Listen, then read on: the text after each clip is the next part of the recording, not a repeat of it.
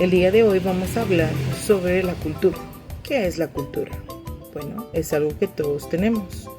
Pero ¿alguna vez te has preguntado qué es la cultura? La palabra cultura viene del latín cultus, que se deriva de la palabra colere. En su origen, la palabra se utiliza para referirse a la agricultura y a las plantas, al cuidado y cultivo de las plantas. Con el tiempo la palabra evolucionó y amplió para referirse al desarrollo y el cuidado de las artes, la ciencia y las actividades humanas en general.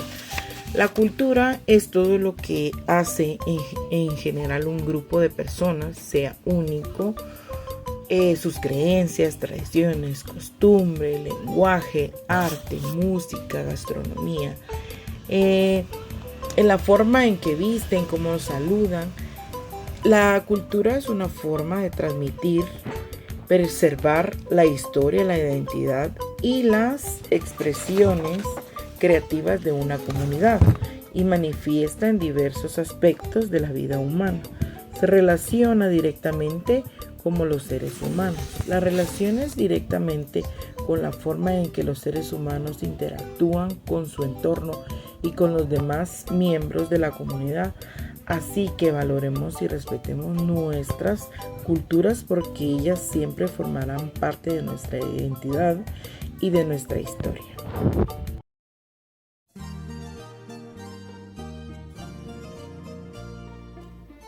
Muy buen día, mi nombre es Gilda Yanet Aguilar González, con número de carnet 2022-03-623. A mí me tocó los rasgos culturales. Los rasgos culturales reflejan una serie de características del comportamiento individual o grupal transmitidas de generación en generación. Son elementos que han sido analizados por antropólogos y sociólogos para poder determinar las diferencias, las semejanzas y las relaciones de determinadas culturas desde tiempos pasados hasta nuestros días. Dentro de sus características se encuentra el lenguaje, la cultura y la transmisión cultural. La transmisión cultural en el tiempo es una acumulación de conocimientos, valores, costumbres y tradiciones, que no se detiene nunca, ya que el ser humano es caracterizado por no tener un límite de ideas. Dentro de los tipos de rasgos culturales tenemos los materiales y los no materiales. Los materiales son elementos diseñados por el ser humano según su necesidad. Por ejemplo, los medios de transporte, los medios de comunicación, la vestimenta, las casas y los edificios. No materiales son ideas que una persona de determinada cultura tiene de su propia identidad. Un ejemplo de ello son las tradiciones, por ejemplo, las comidas típicas, las alfombras hechas de acerrín, y dentro de sus costumbres podemos mencionar los saludos. Acá en nuestro país se acostumbra usualmente a darnos un beso en la mejilla o un buen apretón de manos, mientras que en otras culturas se acostumbra a dar un beso en cada mejilla.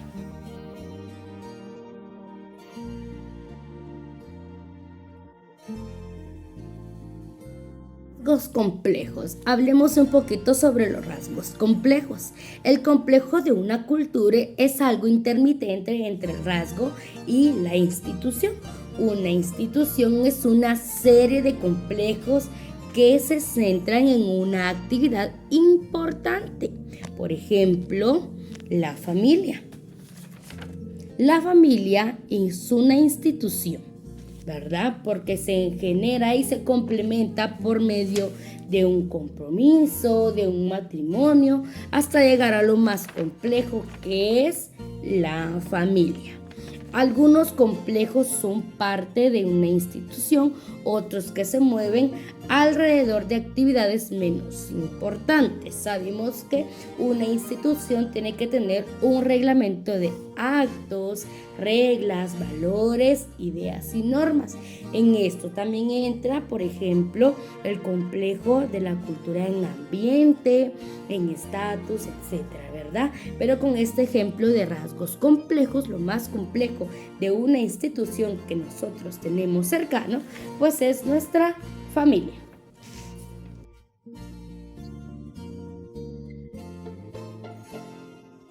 La subcultura es un conjunto organizado por creencias, actitudes y conductas compartidas por un grupo de personas que se distinguen del resto de la sociedad. A continuación, imagen pictórica.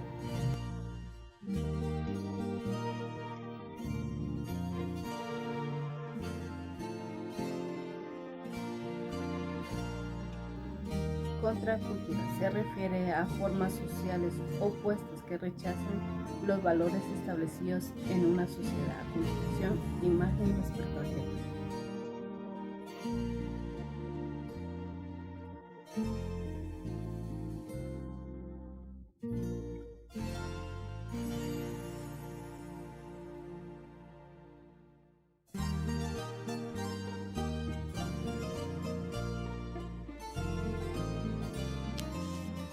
Hola, mi nombre es Jessica y hoy quiero hablarles sobre el relativismo cultural.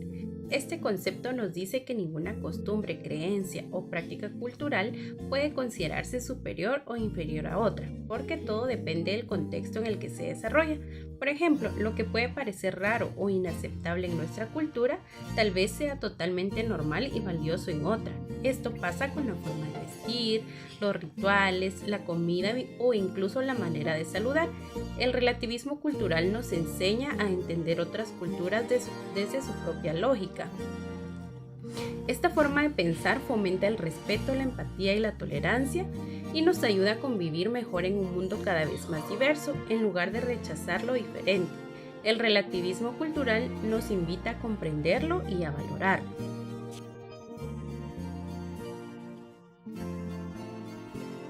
El día de hoy vamos a aprender un poco sobre lo que es el etnocentrismo. Es la visión de las cosas en la que el propio grupo es el centro de todo y todos los demás grupos se miden y clasifican con referencia a él. El etnocentrismo refuerza nuestro nacionalismo y nuestro patriotismo en todo el sentido de la palabra, ya que está dando referencia a la importancia que nosotros como nación o sociedad le estamos dando a nuestra cultura, a nuestro patrimonio, a nuestra nación y a todas las costumbres o creencias que como guatemaltecos en este caso podamos tener. En el etnocentrismo nosotros como guatemaltecos, por ejemplo, nos sentimos orgullosos de nuestra ave nacional, que claramente presentado no solo por su belleza, sino que también por la historia que hay detrás de esta. Y es lo que nos lleva a lo mismo. Nosotros como guatemaltecos creemos plenamente en que nuestra ave nacional es mucho mejor que cualquier otra, porque es nuestra, es de nuestra cultura, nuestra nación, y es lo que en nuestra sociedad se nos ha inculcado desde pequeños también, conforme a la historia y a lo que hemos podido aprender o vivir comúnmente. Entonces, a esto nos referimos cuando hablamos de etnocentrismo. Pues tenemos a nuestra ave nacional, nuestro escudo nacional, nuestra bandera, nuestro himno, que para nosotros es el mejor. Es este dato más claro de lo que es el etnocentrismo. Entonces podemos ver de que realmente el etnocentrismo es parte de nuestra sociedad, y una sociedad pues no puede funcionar sin él y no puede tener un buen funcionamiento sin tener etnocentrismo, que es lo que hace que se valore la cultura, la raíz del grupo o sociedad en la que se encuentra. Espero que haya sido de ayuda la información y hayan entendido el texto o el significado del etnocentrismo. Gracias.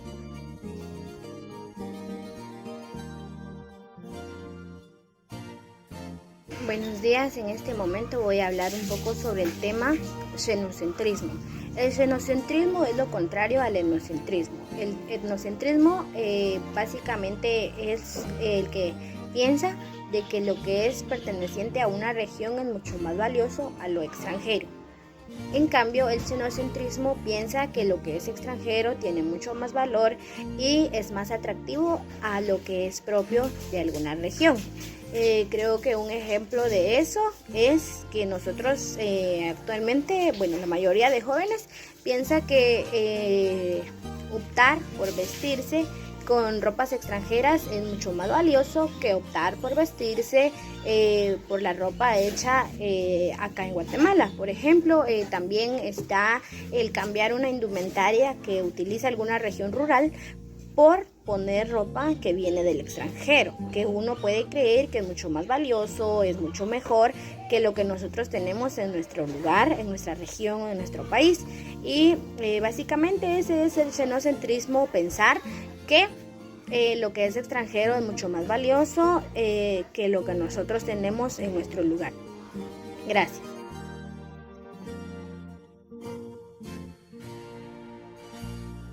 ¿Ustedes han pensado que es una estratificación social? Pues la estratificación social se refiere a las oportunidades que nosotros tenemos como sociedad, implementando la riqueza y poder que nosotros tenemos. Esto se define por economía, salud, género, raza. También tenemos como la estratificación social de esclavitud, que es donde tenemos sobre un esclavo y un amo. También tenemos como el sistema de castas, que se refiere a cómo estamos divididos por diferentes grupos. Sistema estamental, que es este sistema donde nosotros antiguamente teníamos como los estratos de arriba, como a sociedad alta. Nos referíamos a ellos como con oportunidades más grandes. Y estamos por último el sistema de clases sociales, que en el sistema de clases sociales ahora en la actualidad es un sistema donde nos refieren como la sociedad alta, que es los que tienen mayores oportunidades, sistema de media superior, donde ellos tienen la oportunidad de poder llegar a ser un poquito más oportunistas. También tenemos la media, donde se rige por la riqueza que nosotros podemos tener o algunas personas tienen. Media baja, que es las oportunidades que llegan probablemente a poder optarse.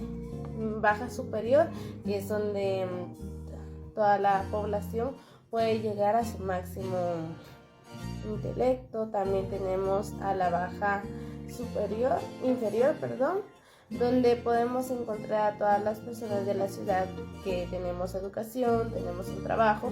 Y la baja es totalmente que está sobre bajo, que también rige a la economía que ellos tengan como ingreso. También todo esto se refiere al nivel de ingresos, que es lo que nosotros trabajamos, cómo manejamos nuestra economía, y también nuestro nivel educativo, que se rige que estamos en una licenciatura, en una carrera, diversificado, o asimismo cómo podemos tener el nivel de educación de primaria, preprimaria y secundaria. Tenemos el estatus ocupacional. Esto se refiere al tipo de trabajo que nosotros tenemos de acuerdo a nuestros estudios. Y también tenemos el nivel de ingresos. El nivel de ingresos se refiere a lo que nosotros contribuimos con nuestra economía y de acuerdo a nuestro estatus ocupacional, como anteriormente lo dije, que es nuestro trabajo. Y nuestra riqueza se refiere a todos los bienes que nosotros tenemos o llegamos a tener, como casas, bienes raíces. También optamos por lo que es economía en los bancos, inversiones, eso de acuerdo a todo lo que nosotros tenemos.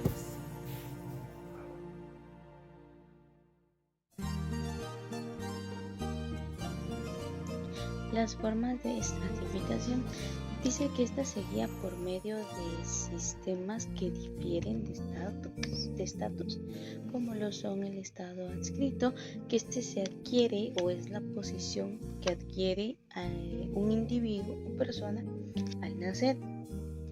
Un claro ejemplo sería la familia real, que ya viene de generación en generación. Conforme va saliendo uno, prácticamente ya ha nacido el sucesor de ellos. También está el estado alcanzado, que es la posición social que un individuo adquiere por medio de algunas destrezas, como lo es el talento, el esfuerzo o el mérito. Está lo que es el sistema abierto, que se alcanza la posición del individuo y aquí se da mucho lo que es la movilidad social. Un claro ejemplo sería las clases sociales, que es donde se van relacionando poco a poco. Esto se puede dar así como las empresas que van como en una jerarquía, entonces se va dando una movilidad social de áreas con diferentes áreas. Está también el sistema cerrado, que es la posición de un individuo, pero va relacionada con la escrita, ya que aquí no se da mucho lo que es la movilidad social. Un ejemplo es el sistema de castas en la India. Otros ejemplos serían la esclavitud y el feudalismo, ya que en esto se va dando lo que es las clases sociales, dependiendo de su nivel, cómo van. Entonces, esas serían las formas de estratificación.